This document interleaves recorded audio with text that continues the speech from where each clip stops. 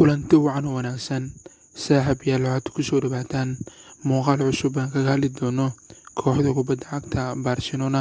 Haddii janaalka Barca 252 ku cusub tahay subscribe saaro si ay kuu soo gaaraan muuqaalin soo socda. Muuqaalkan share gareeya mahadsanidin. Soo dhawaada saaxiibayaal.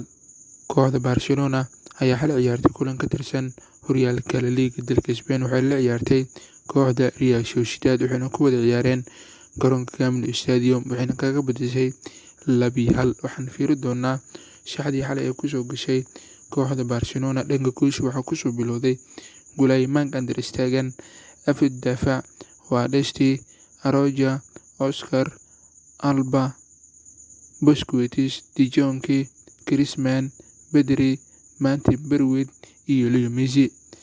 Gool koowaad ee kooxda Barcelona waxaa u bilowday laacibkooda Jordi Alba kaasoo caawin oo ka helay Anthony Griezmann. Goolka labaad ee kooxda Barcelona waxaa u dhaliyay laacibkooda De Jong.